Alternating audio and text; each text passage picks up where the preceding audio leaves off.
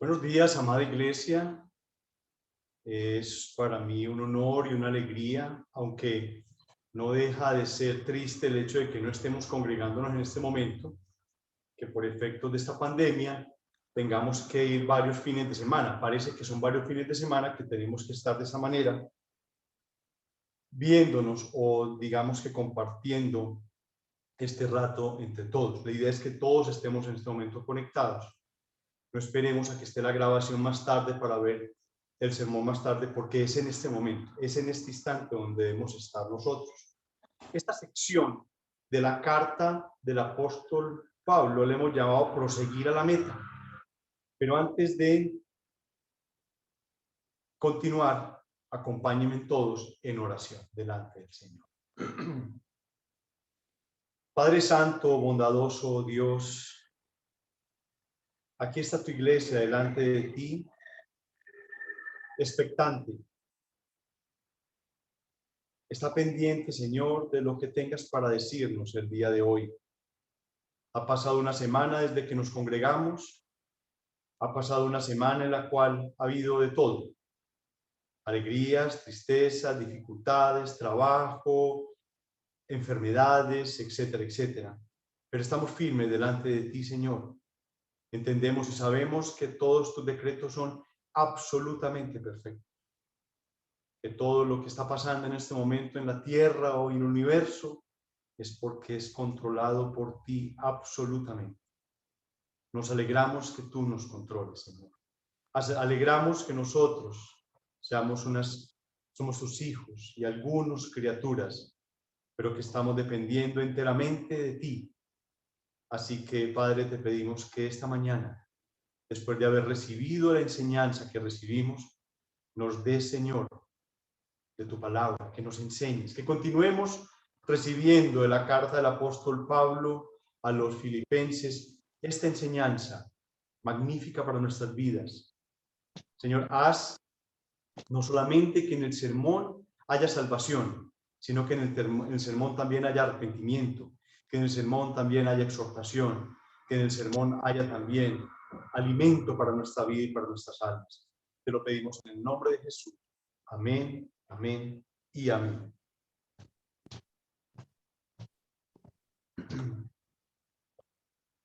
Proseguir a la meta es, digamos que es uno de los versículos que tiene este capítulo 8, este capítulo 3 de la carta de Pablo a los filipenses. Esta pequeña sección le hemos llamado proseguir a la meta. Ahí llegaremos a la meta. Vamos todos, por favor, en la copia que tenemos de la Sagrada Escritura a ese versículo 8, uno de los versículos más importantes, que no tiene no solamente esta carta, sino que tiene toda la Sagrada Escritura. Y vamos a leer hasta el 11, porque entre ese capítulo 8 y el versículo 11 hay ciertas características, ciertas cosas especiales que vamos a ver en el día de hoy y por varias semanas.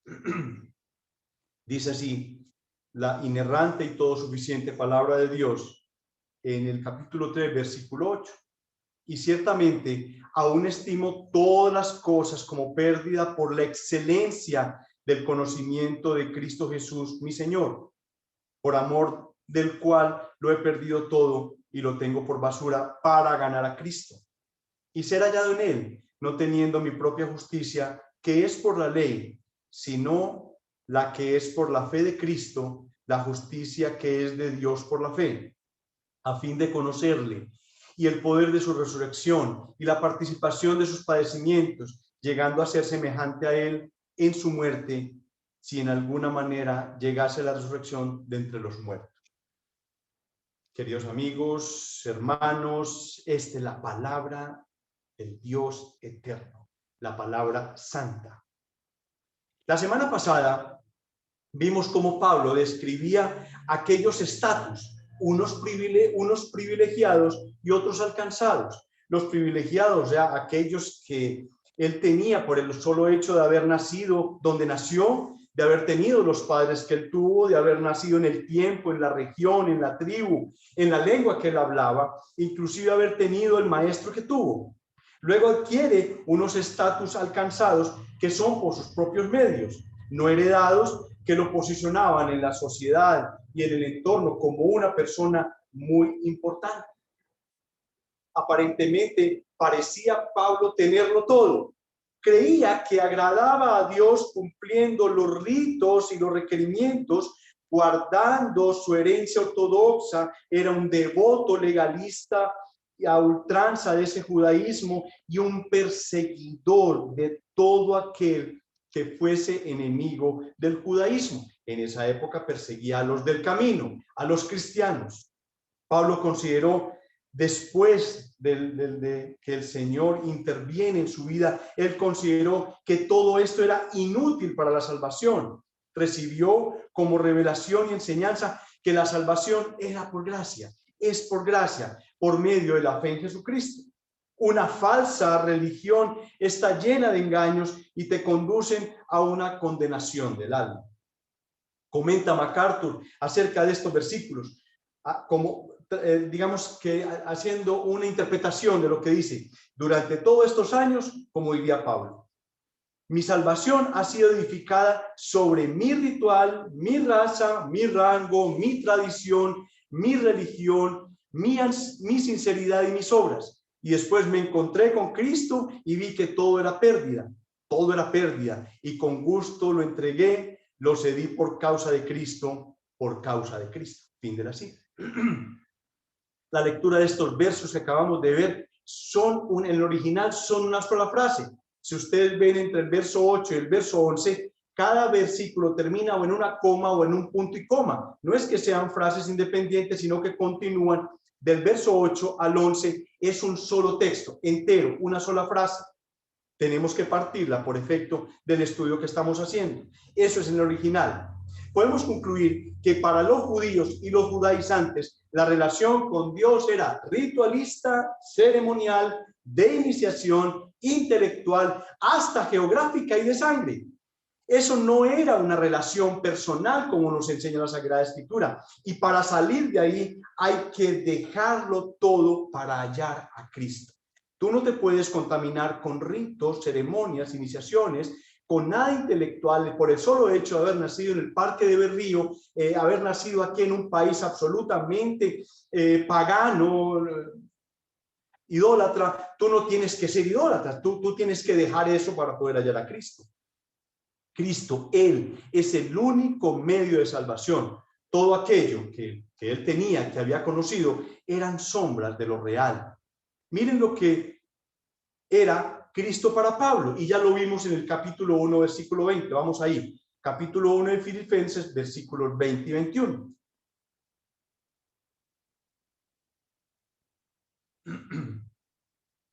Dice el versículo 20: conforme a mi anhelo y esperanza de que en nada seré avergonzado, antes bien con toda confianza, como siempre, ahora también será magnificado Cristo en mi cuerpo, o por mi vida, o por mi muerte. Y miren cómo dice: porque para mí el vivir es Cristo y el morir es ganancia.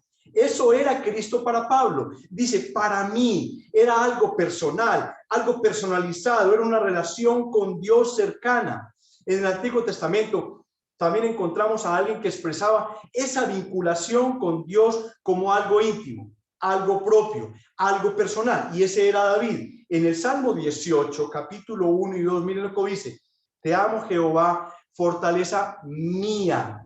Salmo 18, 1 y 2. Te amo, Jehová, fortaleza mía, Jehová, roca mía, castillo mío y mi libertador. Dios mío, fortaleza mía, en él confiaré, mi escudo y la fuerza de mi salvación, mi alto refugio. Él no está diciendo que Dios es una fortaleza, que Dios es un castillo, que Dios es una fortaleza, no, que es mi roca, mi castillo, mi libertador, mi fortaleza. David conocía también la ley, pero su relación con Dios no era una relación intelectual o era ceremonial. No, no lo era. Su relación con Dios era personal, era cercana.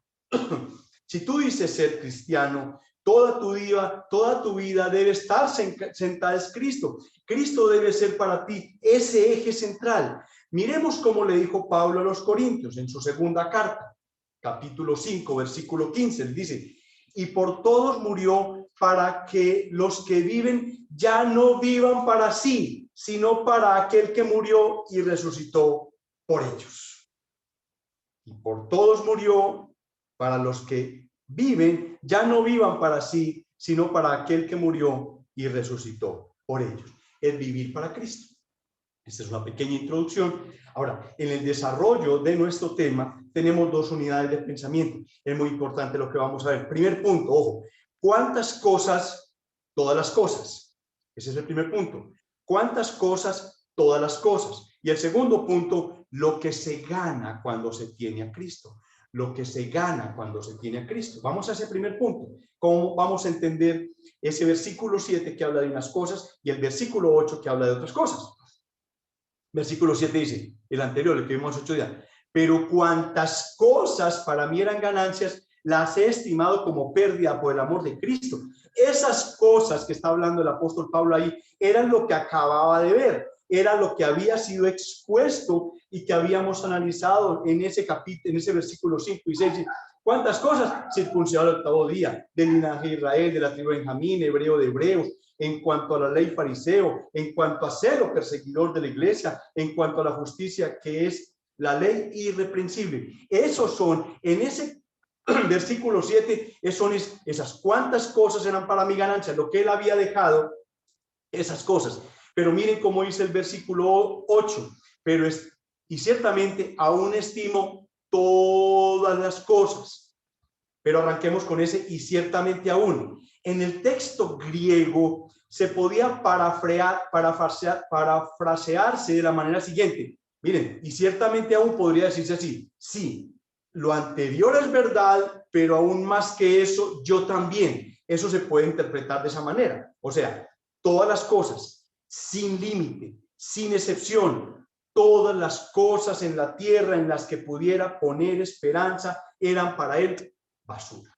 No solamente lo que había dejado en su religión, sino todas las cosas, el resto de las cosas. Cuenta la historia que 25 años después de ser escrito este verso, el autor había tenido un encuentro dramático con Jesús. Lo dramático es que Jesús ya había resucitado años atrás al momento de este encuentro, que es en Hechos 9, donde interviene Jesucristo a Pablo que iba para Damasco a terminar con un grupo de los del camino. Fue tal el impacto en la vida de aquel apóstol Pablo que consideraba todo como una basura por amor a Cristo. Leyendo el pasaje podemos preguntarnos, ¿consideramos todo como basura por la excelencia del conocimiento de Cristo? No estamos hablando de todas las cosas, estamos hablando de todas las cosas, todo lo que somos, todo lo que poseemos, incluyendo si quieres tu profesión, tu oficio, tus pertenencias. Ojo, la idea es que si comparamos nuestro amor hacia Cristo versus el amor a lo que somos, a lo que tenemos, deberíamos considerar estas cosas como basura. No que sean basura en sí, sino que al compararlo con el amor a Cristo, estas cosas no deben tener ningún impedimento para amar a Cristo y hacer su voluntad y ser obedientes a Él. Eso es lo que tenemos que entender. Creo que se entiende bien. Además, también podemos incluir en todo tipo de lealtad, todo tipo de acto por el cual uno piensa que gana méritos delante de Dios, mediante el cual podamos ganarnos el favor de Dios por nuestra propia fuerza. Sí, nada de eso tiene ningún valor y todo es pérdida y todo es basura, si lo colocamos al lado de lo que es Cristo. Todo es pérdida, todo es basura. Cuando una persona religiosa piensa que él puede jactarse de algo, es una pérdida en su vida porque él está reclamando algo que no le pertenece a él. No le pertenece a él. Podría pasarle a un cristiano, por ejemplo, pavonearse, enorgullecerse por su vida de oración o por su vida de estudio bíblico o porque evangeliza mucho o por pensar que se agrada debido al esfuerzo humano. Pensar que Dios se puede agradar por el esfuerzo humano, no es así. Todo está centrado en Cristo. Y creo que con esta explicación ya queda muy claro lo que el apóstol Pablo había dejado. Ahora veamos qué se gana cuando se tiene a Cristo. Él se había vaciado de todo, de toda costumbre, de toda tradición, de todo rito, de toda ceremonia. Había quedado en ceros, había quedado en nada, había quedado plano. Ya no pertenecía a esa religión, ya no tenía la relación con Dios de una manera ceremonial o ritual. ¿Qué había ganado con Cristo? Todo. Cuando te queda ese vacío de haber dejado tu ritualidad, todo lo que has dejado, ese vacío solamente es llenado con Jesucristo. Miren cómo dice el verso 8. Y ciertamente aún estimo todas las cosas, ya lo vimos, como pérdida por la excelencia del conocimiento de Cristo Jesús, mi Señor. Veamos hasta ahí. Ahora, ¿qué ganó? Como vimos, la semana pasada Pablo lo perdió todo, lo abandonó todo, pero 5 cosas él ganó. Las leímos entre el versículo 8 y el versículo 11. No, hoy solamente veremos una de ellas, que es el conocimiento. Estas son verdades profundas que lo abarcan todo. 5 cosas que ganamos cuando venimos a Cristo. Cuando tiras a la basura lo demás y vienes a Cristo, ganas 5 cosas. Estas 5 cosas son conocimiento, justicia, poder y comunión. Conocimiento, justicia, poder, comunión y gloria. Son 5 cosas: justicia, poder, comunión y gloria. Hoy solamente veremos una de ellas, que es el conocimiento. Miren cómo dice: por la excelencia del conocimiento de Cristo Jesús. Conocer a Cristo es lo importante. Ahora, hay 2 sentidos bíblicos de la palabra conocer o de la palabra conocimiento. Vamos a ver la primera. Y ambas están contenidas en este versículo. Número 1, es ser salvado por Cristo. Conocer a Cristo es ser salvado por Cristo. Hemos sido salvados por Él. Por lo tanto, conocer implica salvación. Conocer implica salvación. Miren cómo dice Juan 17:3. Vamos ahí, por favor. Juan 17:3.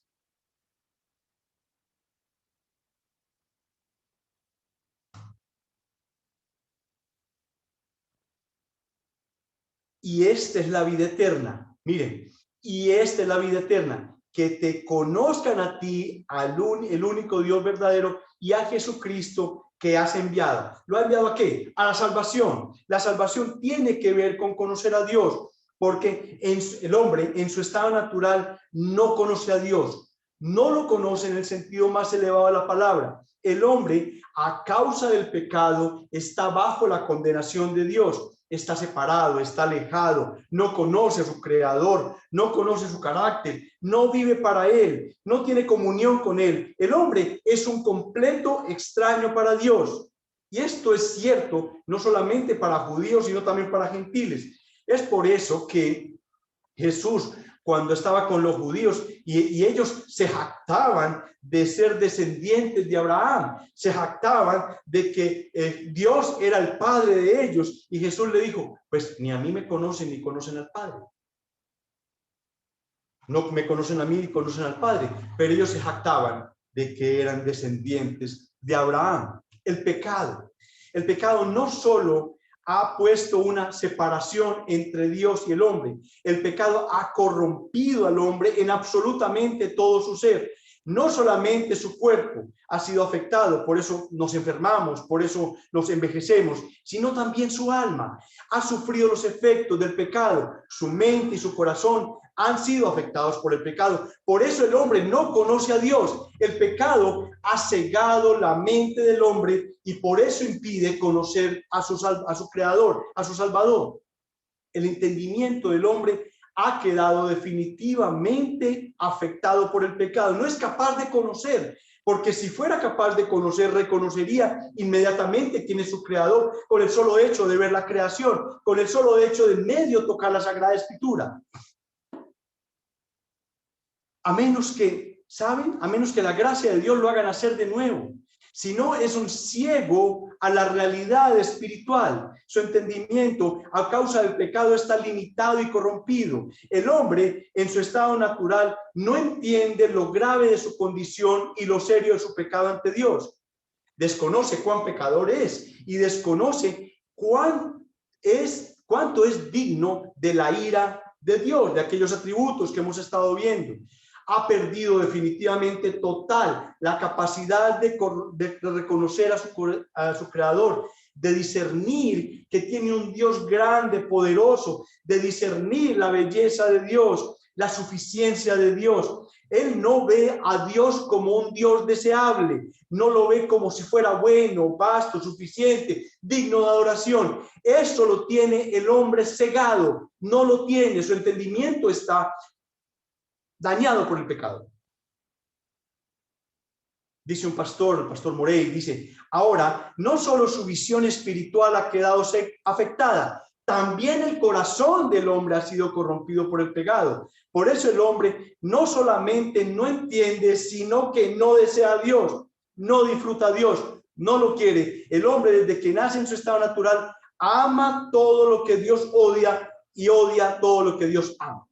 Esa es la condición del hombre antes de que Dios intervenga en su corazón, antes de que el Espíritu Santo cambie ese corazón. Si el hombre no nace de nuevo, continuará amando lo que Dios odia y odiando lo que Dios ama. Definitivamente sí. El hombre no anhela ninguna de las realidades espirituales. Esa comunión espiritual con Dios no la anhela, no la tiene, su entendimiento está cegado. Por eso el hombre necesita un Salvador, necesita el perdón de los pecados, necesita tener una nueva vida, y esa vida solo la encuentra en Cristo Jesús. Ahora, cuando un pecador ya es salvado, en la Biblia se expresa como que ese pecador conoce a Dios, ya conoció a Dios. Cuando hablas con alguna persona y te dice, mira, no, yo tuve una magnífica, estoy yendo a una iglesia cristiana, ya conozco a Dios, estoy conociendo a Dios. Quiere decir que ese pecador ha sido salvado, sus pecados han sido perdonados. Y la única manera de conocer a Dios es a través de Jesucristo. Solo alguien que ha nacido de nuevo, que ha sido perdonado, que ha sido declarado justo, que ha sido adoptado como hijo, solo esa persona puede conocer a Dios y es conocida por Dios. Como decía Pablo, los que son salvos conocen a Dios y son conocidos por Él. En la primera epístola de Juan, hay una afirmación extraordinaria que se presenta en ese capítulo 5, versículo 20. Primera carta de Juan, capítulo 5, versículo 20. Vamos ahí. 1 Juan 5, 20.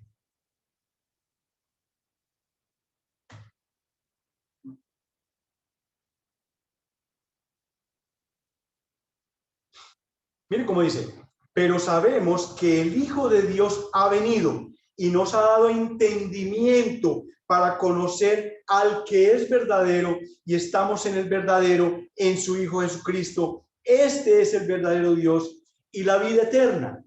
La salvación es conocer a Cristo. No es saber de Él intelectualmente, es conocerlo experimentalmente, relacionalmente. En 2 Corintios 4:6, dice como dice Pablo, porque Dios que mandó de las tinieblas resplandeciese la luz, es el que resplandeció en nuestros corazones, para iluminación del conocimiento de la gloria de Dios en la faz de Jesucristo. Dios es el que ha resplandecido en nuestros corazones. Eso es iluminarnos, iluminación, para dar la luz del conocimiento de la gloria de Dios en la faz de Cristo. En otras palabras, Pablo está definiendo el evangelio y la obra del Espíritu ahí. Él dice, Dios viene al corazón, hace que brille la luz que revela el conocimiento de Jesucristo. Ahora, ese es el primer sentido, el que significa que conocer a Cristo es ser salvado por Cristo. Ahora, ¿cuál es el otro sentido? La Biblia también usa la idea de conocer en otro sentido, que de alguna manera completa la idea de ser salvado. La palabra conocimiento en la Biblia tiene una connotación o una idea más relacional. La palabra conocer en la Biblia es usada para expresar una experiencia íntima, una experiencia personal. Es por eso que la misma palabra conocer se usa para describir las relaciones entre el esposo y la esposa. Es más, la misma palabra que Pablo usa para decir conocer y conocimiento es la misma palabra o la misma raíz de conocer en las relaciones entre los esposos. Vamos a Mateo 1:25, por favor.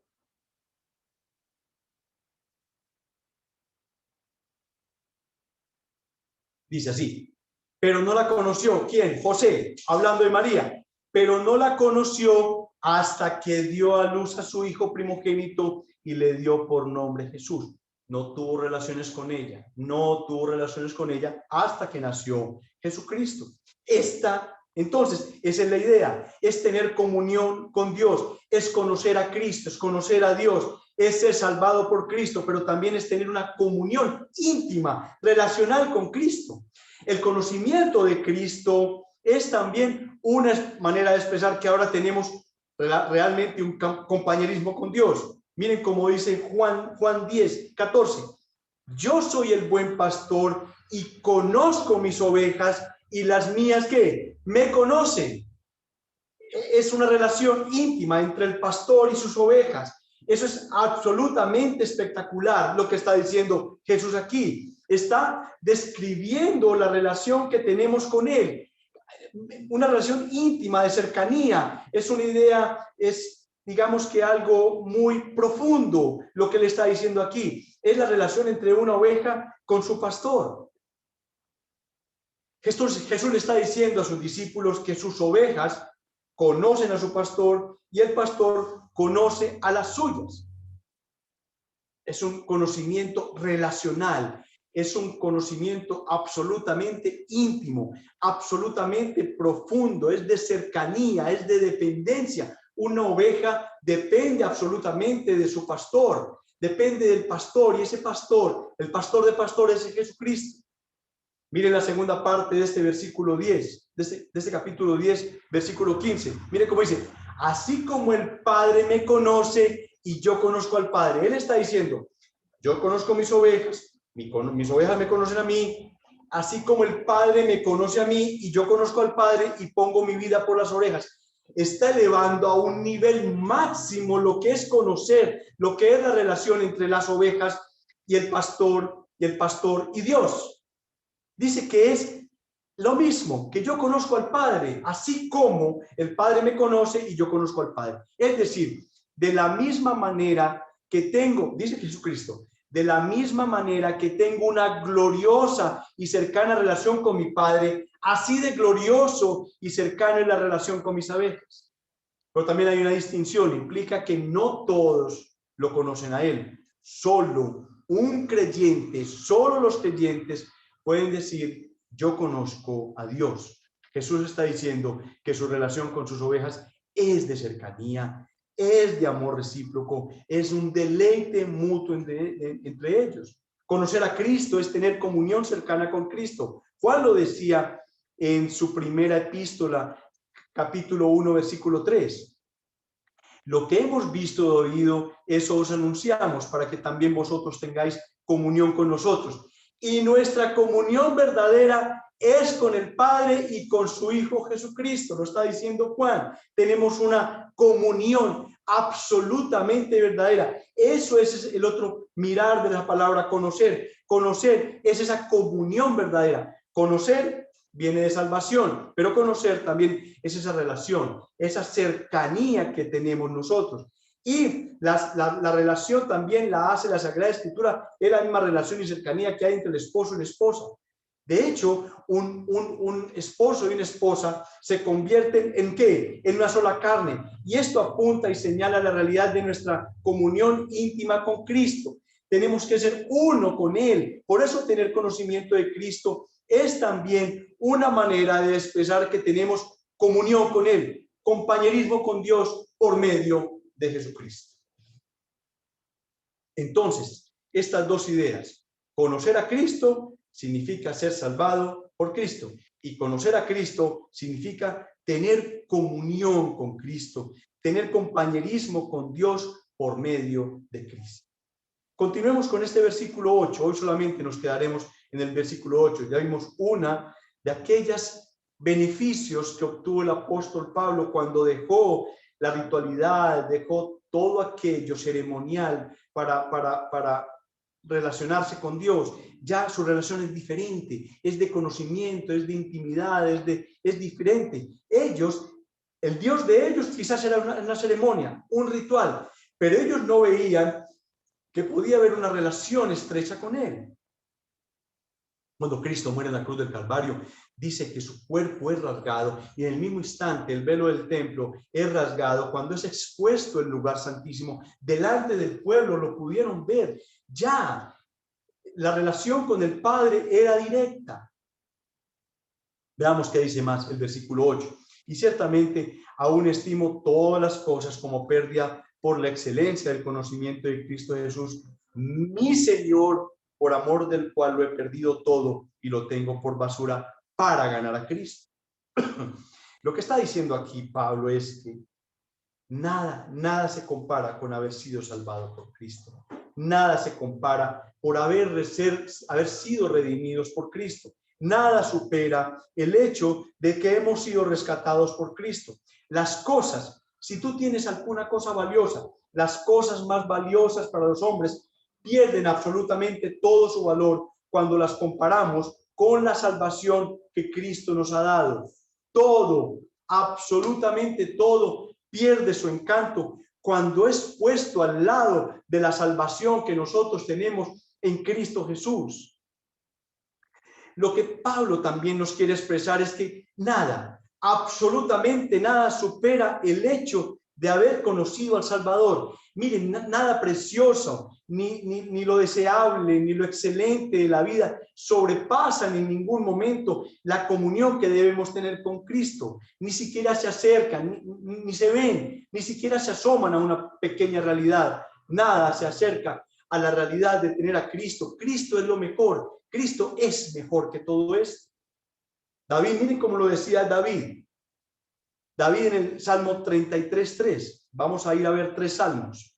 El Salmo 63, el 35 y el 86 en unos pedacitos. Salmo 63:3, mire cómo dice: porque mejor es tu misericordia que la vida.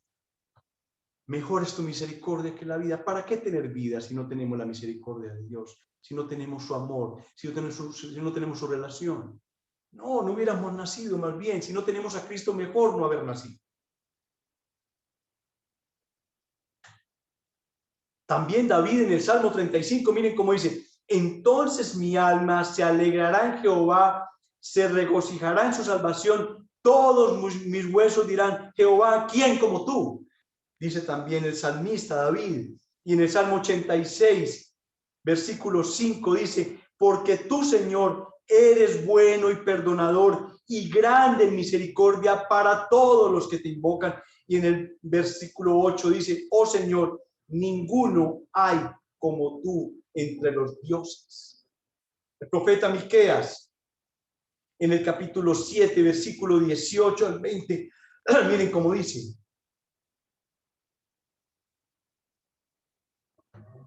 profeta Miqueas, capítulo 7, versículo 18, dice: ¿qué Dios como tú que perdona la maldad y olvida el pecado del remanente de su heredad? No retuvo para siempre su enojo, porque se deleita en misericordia. Él volverá a tener misericordia de nosotros, sepultará nuestras iniquidades y echará en lo profundo del mar todos nuestros pecados. Cumplirás la verdad a Jacob y a Abraham la misericordia que juraste a nuestros padres desde tiempos antiguos. Lo que los hombres querían expresar de verdad era como si fuera un eco de lo que Pablo nos está diciendo, donde dice: no hay nadie como nuestro Dios. Conocer a Dios es lo más grande que nos ha pasado, y lo vuelvo a decir: mejor no haber nacido si no conocemos a Dios, si no hemos tenido una relación con Cristo. Algunas personas también en el Nuevo Testamento nos dan un testimonio. Quizás nos estarían gritando hoy que el conocer a Cristo fue lo más grande para ellos. Zaqueo, ¿recuerdan a Zaqueo? Él podría decirnos hoy: era un hombre bajito, un hombre lleno de plata, un medio trucho con el manejo del dinero y las cosas, pero hoy nos podría decir Zaqueo: todo lo considero de poco valor por haber conocido a Cristo. Cuando él conoció a Cristo, dejó sus malos manejos, sus malos negocios, le pagó a todo el mundo lo que debía, él no le importaba. Nada tenía más valor para él que haber conocido a Cristo. No le importaba el dinero. Si te debo esto, te pago el doble o el triple. Otros que pueden hablarnos si estuviera aquí al lado de nosotros, sería María, la hermana de Lázaro y de Marta. Jesús fue a visitarlos a la casa de Lázaro. Marta estaba afanada por los quehaceres y María estaba sentada a los pies de Jesús escuchándolo. María, nos podría decirnos, miren, todo el quehacer de la casa, todo absolutamente pasa a un segundo plano si en medio de nosotros está Cristo Jesús.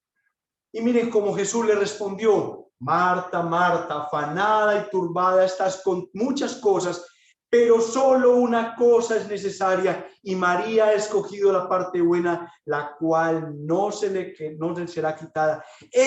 María, ¿qué nos diría hoy? Jesús es mejor y más importante que todas las ocupaciones y que todos los afanes de este mundo.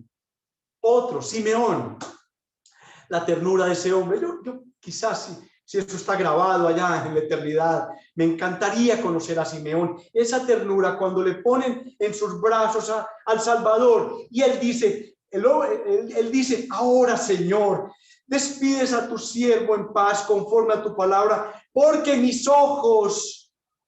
visto mis ojos tu salvación. Qué emoción la de este hombre. ¿Sabe qué nos pudiera decir él hoy?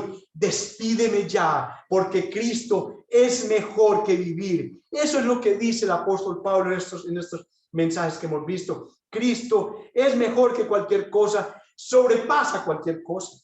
No lo puede decir Zaqueo, no lo puede decir María, no lo puede decir Simeón. Jesús es mejor que cualquier cosa.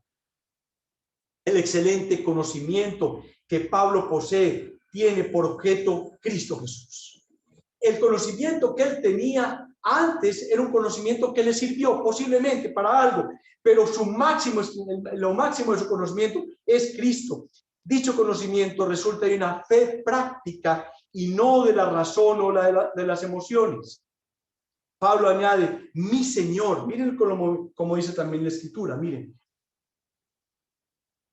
Del conocimiento de Jesucristo, mi Señor, que literalmente significa el Señor mío.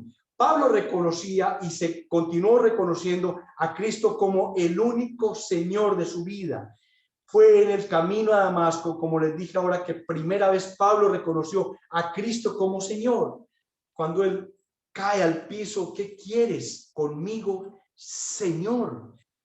Y el tiempo ha transcurrido desde ese día y él continúa manteniendo esa lealtad a Jesucristo, por amor del cual lo he perdido todo y lo tengo por basura. En el texto griego diría: por quien he sido llevado a perder todas las cosas.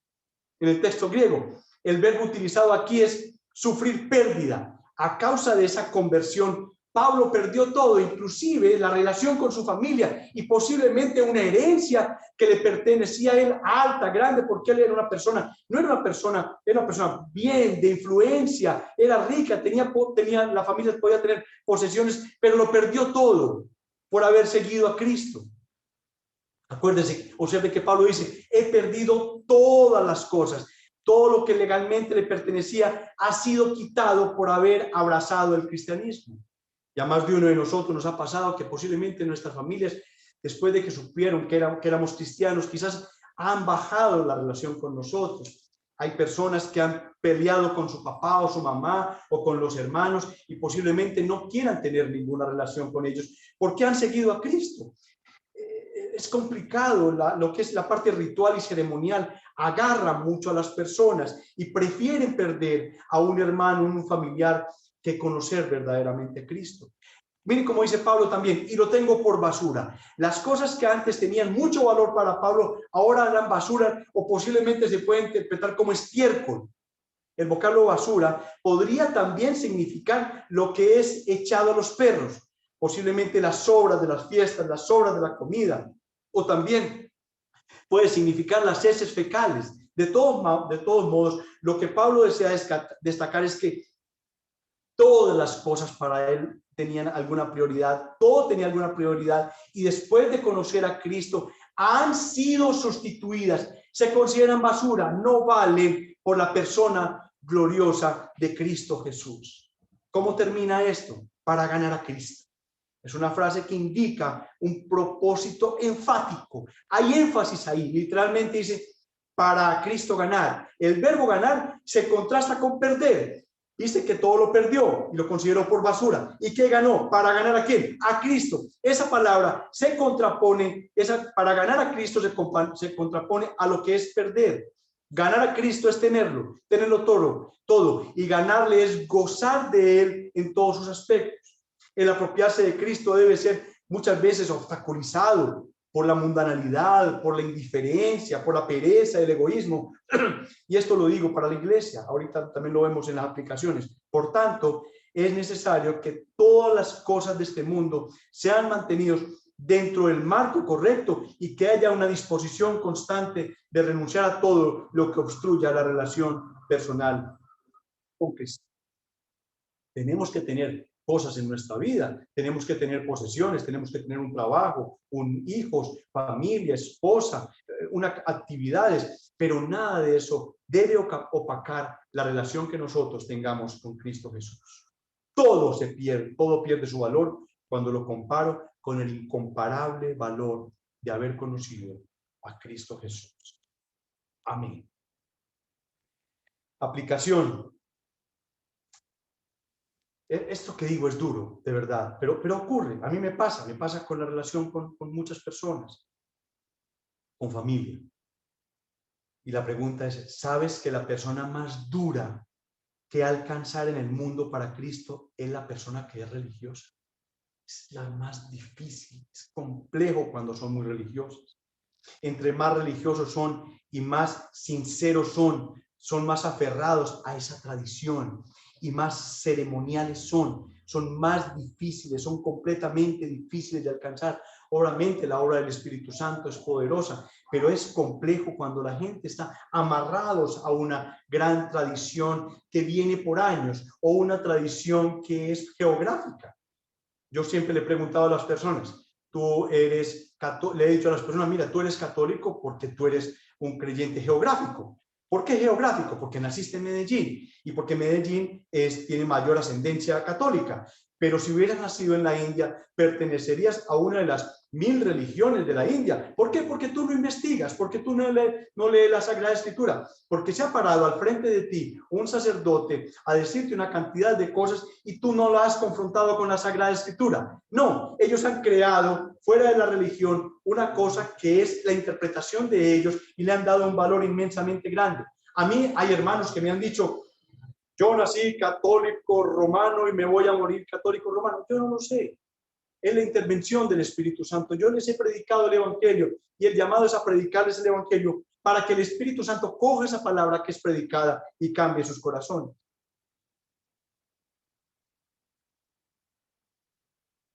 Ellos tienen toda su confianza en esa tradición, la parte ceremonial, y como consecuencia dependen de esas tradiciones y de esas ceremonias para su salvación. Pablo dice, eso es malo. Eso es absolutamente malo. ¿Por qué? Porque la religión condena el alma. La religión falsa engaña la mente y condena el alma. Una religión falsa engaña la mente y condena el alma. Puede ser muy cumplidor de esa religión a la cual tú perteneces, si eres judío o si eres musulmán o si perteneces a una de esas religiones, si sigues a Shiva o a Vishnu en la India y eres completamente fiel a esa religión, nunca has pecado en esa religión. ¿Para dónde te vas a ir? Para el infierno. Para el infierno. ¿Por qué? Jesucristo dijo, yo soy el camino y la verdad y la vida. Nadie va al Padre sino por mí. El camino no es el Padre Marianito, el camino no es Vishnu, el camino no es Mahoma, el camino no es Buda, el camino no es la Virgen María, el camino no es la Madre Laura. El único camino establecido por Dios para los hombres es Jesucristo. Ese es el camino a Él. No vayas a una religión para salvarte. Ve a una persona y esa persona se llama Jesucristo. Si tú vas a Él, te lo digo por lo que dice la palabra, no me equivoco en lo que te voy a decir. Si tú vas a Cristo, Él no te va a echar fuera. no te va a echar fuera, porque la palabra es mi soporte para decirte lo que te estoy diciendo. Y para la iglesia, de verdad, para la iglesia, porque la palabra de Dios es escrita para los creyentes, y en los creyentes aquí hay una exhortación de parte de Pablo. ¿Cuánta de la mundanalidad que nosotros estamos soportando o aceptando en nuestras vidas ha hecho que nosotros perdamos relación con Cristo? ¿Cuánta de ella? ¿Cuánta de la indiferencia? Hay cristianos que le han dicho a uno, es que estoy en un desierto. No entiendo. Es que estoy pasando por un desierto. No entiendo. O sea, ¿qué es eso de un desierto? No, es mundanalidad que te ha alcanzado, es indiferencia, o es pereza, o es egoísmo, como lo dije ahora. Pero la relación con Cristo siempre tiene que ser perfecta, caliente. Yo ponía un ejemplo que acercarse a Cristo es cuando tú estás en la selva y por la noche vas a dormir, tú haces una fogata para que no se acerque ni un tigrillo, ni una culebra, ni nada que te pueda afectar. ¿Tú dónde tienes que dormir? ¿A 10 metros de la fogata o a medio metro de la fogata? Es ahí. Cristo es ese fuego, ese calor, eso que nos mantiene en relación con Dios perfecta. La comunión que nosotros tenemos con Dios es por medio de Jesucristo. Él abrió ese camino por medio de su muerte en la cruz. Entonces, nosotros como miembros de una iglesia, ese hecho de que nosotros digamos que estamos en un desierto, eso no lo creo yo, de verdad, qué pena. En un desierto, no. Eso es porque nos ha afectado. Hemos permitido que la mundanalidad haya intervenido en nuestras vidas y hace que nosotros perdamos relación con Cristo Jesús. Dios bendiga su palabra, bendiga su iglesia y bendiga su día. Sola escritura, sola fide, sola gratia, solus Christus y todo lo que hemos aprendido hoy. Y este día es solo para la gloria de Dios y quiero que me acompañen en una oración. Padre, gracias, Señor. Gracias por el apóstol Pablo. Gracias por tantas enseñanzas que hemos recibido de parte de él. Él, inspirado por el Espíritu Santo y con sus vivencias y por lo que él pasó, nos ha dejado una carta extraordinaria. Nos ha dejado un capítulo 3, versículo 8, magnánimo, excelente, grande, lleno de una cantidad de conocimiento de Cristo, de un camino que nosotros tenemos que recorrer, y es ese conocimiento de Cristo Jesús. Gracias. Te pido que nuestras vidas sean llenas de ese conocimiento. Y lo otro que vamos a ir aprendiendo, su justicia, su poder, su relación con Él, que vamos a aprender en las próximas semanas, que llene nuestras vidas, que si hay un vacío, un rincón en su corazón lleno de alguna cosa que no debe estar, que siempre esté llena del conocimiento, de la justicia, del poder y de relación con Dios. Te pedimos, Padre, que nos guardes, que nos protejas durante todos estos días. Y gracias por la salvación, gracias por la salud, gracias por permitirnos, así sea por estos medios, en comunicarnos y estar pendientes de tu palabra, ser llenos con tu palabra. En el nombre de Jesús. Amén, amén y amén. Y la bendición del Señor es la siguiente, escrita en su palabra. El Señor te bendiga y te guarde. El Señor haga resplandecer su rostro sobre ti, tenga de ti misericordia. El Señor alce sobre ti su rostro y te dé paz. Queridos hermanos, amigos, pueden estar en paz en sus